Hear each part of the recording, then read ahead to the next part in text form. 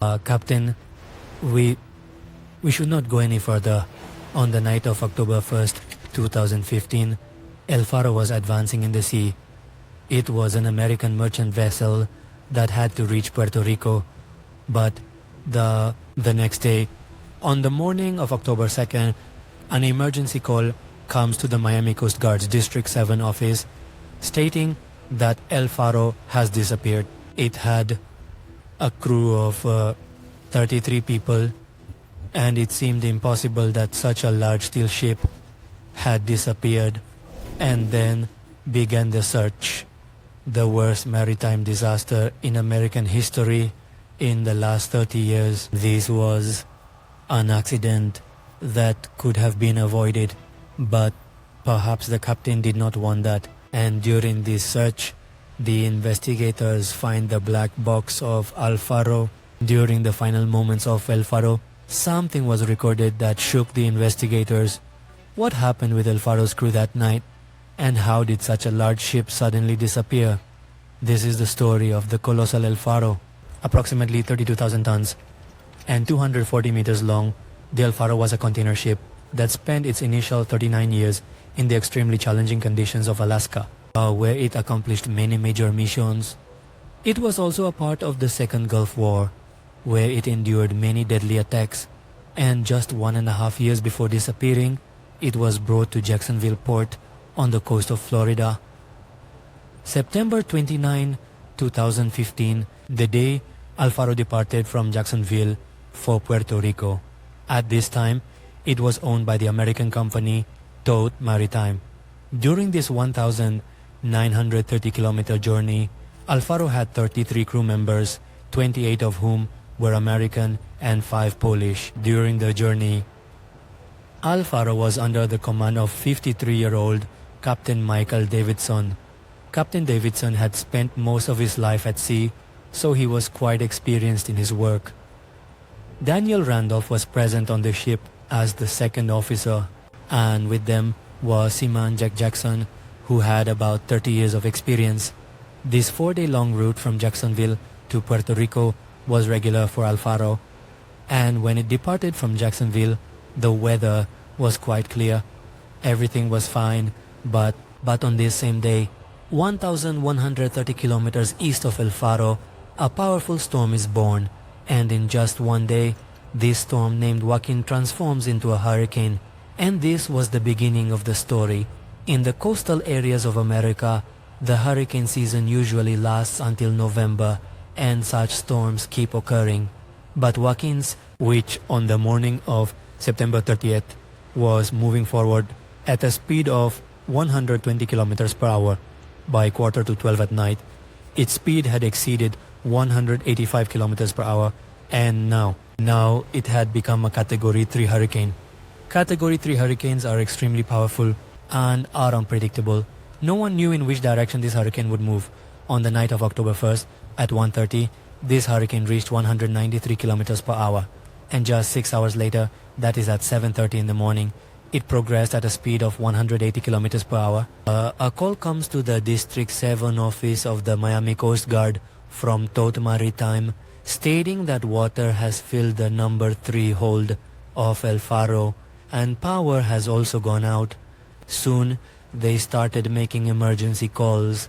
We started trying to contact El Faro, tried everything, but all failed. The complete interpretation is that after this call, El Faro had disappeared. The Coast Guard started searching for El Faro, but at this time, Hurricane Joaquin, it reached the Bahamas, where its speed had reached 222 kilometers per hour, and at such a dangerous speed, starting any rescue operation by the Coast Guard was almost impossible. But then on October 2nd, a rescue operation was started by the Coast Guard. At this time, the speed of Hurricane Joaquin was 160 kilometers per hour. The area where El Faro had last made contact was searched for almost 7 hours. But still, no trace of El Faro was found. However, during this time, several rescue planes were severely damaged. 2 days later, when the hurricane weakened slightly, the search area was increased. Approximately 6 ships aided in conducting 42 flights, covering an area of 477,000 square kilometers, but all efforts were in vain. Now 2 days had passed since the last contact with El Faro. Then a Coast Guard plane spotted something resembling debris in the sea. We have found 2 debris sites. There is a distance of approximately 100 to 112 kilometers between them. Among the debris, a broken lifeboat and a life ring were found, on which was written Al Faro. By now 72 hours had passed since the incident, but it was also a category for hurricane, making survival impossible, and so much debris meant that the Al Faro had sunk. This meant it was now confirmed that not a single one of the 33 crew members on board could not survive. Approximately 3 weeks after the debris was found, Thomas Roth, the chief investigator from the U.S. National Transportation Safety Board, a tug of the U.S. Navy, they go for investigation with the boat Apache. The last location was determined based on the electric signals sent by Alvaro. Initially, the searchers found nothing, but then one day, Apache's sonar detected something large at a depth of 4,500 meters in the sea. On November 1st, a remote control vehicle to the water. An old house connected to the road by the river was submerged in the water and was at a depth of about 5 kilometers here. It was the Leper Alfero. Its body was buried in the soil and was almost in exact condition, but there was nothing else with it, neither its belongings nor the body of any crew member. Now, this was indeed a big achievement for the investigators, but still, to find something solid, Alfero's voice data recorder, it was necessary to locate the VDR. The VDR is just like a plane's black box, in which almost every conversation of the cabin crew is recorded.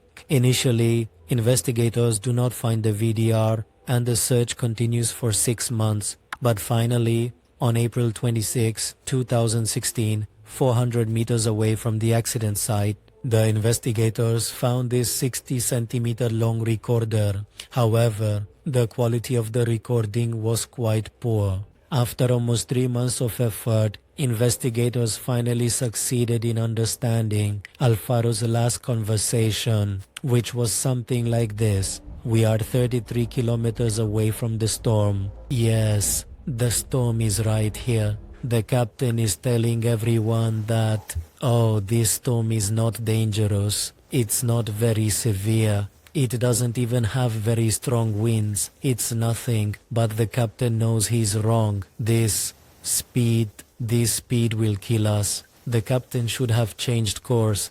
After this conversation, the question arises as to why Captain Davidson led El Faro directly towards the hurricane and what actually happened with this ship. For approximately 10 months, with the analysis of El Faro's VDR and the help of its former captain, Jake Hunt, the National Transportation Safety Board began to piece together the links of this incident, according to which, when El Faro was heading south towards Purupari, the telecommunications port located on its tailpart, where the information was continuously being received, and based on this information, crew members were planning ahead. On the evening of September 30th, around 5 o'clock, one day after leaving Jacksonville, from the National Hurricane Center to Alvaro's crew, a forecast for Hurricane Joaquin was sent to them. Based on this forecast, Second Officer Daniel Randolph estimated that the Alfero was going to collide with the hurricane, so he immediately informs the captain of this. The anxiety in his voice was clearly audible. Around 7 in the evening, the captain instructs to turn the ship 10 degrees south, but according to the weather forecast, they are low. They were still on the path of the hurricane. Second Officer Daniel did not understand the captain's decision, and indeed, it was a wrong decision, but there was also a reason behind it. In fact, like the crew, the captain also received the weather forecast continuously, but he got this data not through the SETC system like the crew, but through the Bon Voyage weather data system, that is BVS. And this BVS weather report only came to the captain's email address. That's why the captain, the ship crew, had no idea about this forecast. At 8 o'clock in the evening, the captain went to the cabin. He was sure that they were on the right path. If the captain had wanted at that time, they could have stopped at an island on the way to wait for the storm to pass, but they did not. At 11 o'clock at night, another crew member suggests to the captain that they take refuge behind the islands by changing course, but the captain did not agree. Captain, why don't we wait for the storm to pass? Then at 1:20 in the night, Daniel calls the captain and requests to change the route, but this time too, the captain refused. Why don't we change course, Captain?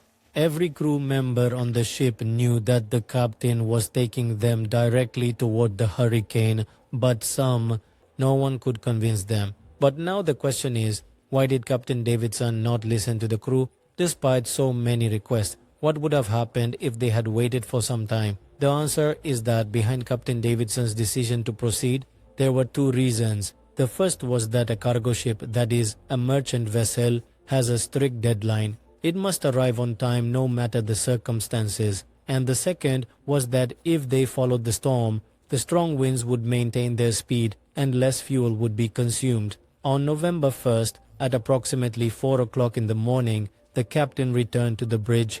They said several times that they were at the back end of the storm. They were probably saying this based on the BBC report received the evening before, but their report was wrong.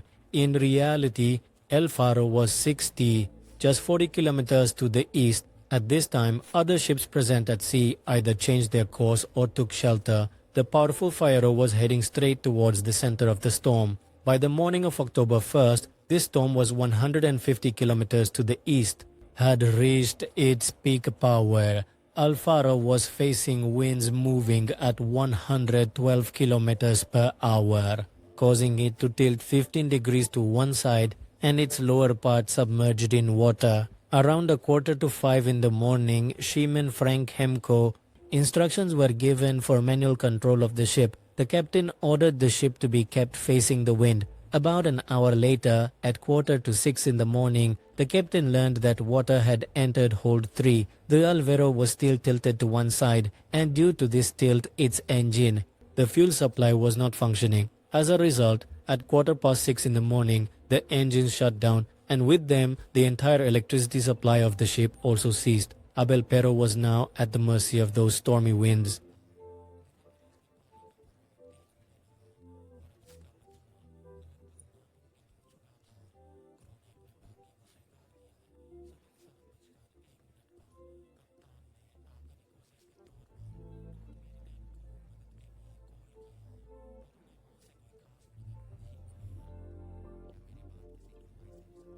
Please wait a moment, sir. First, tell us your name and your ship's name. I am Michael Davidson and the ship is El Faro. Oh no, we don't have time. Can I speak with someone from the QI? It was now quite late. At 7:30, the captain ordered the ship's lifeboats to be prepared. The last people on the ship's bridge were Captain Davidson and Seaman Frank Hampton.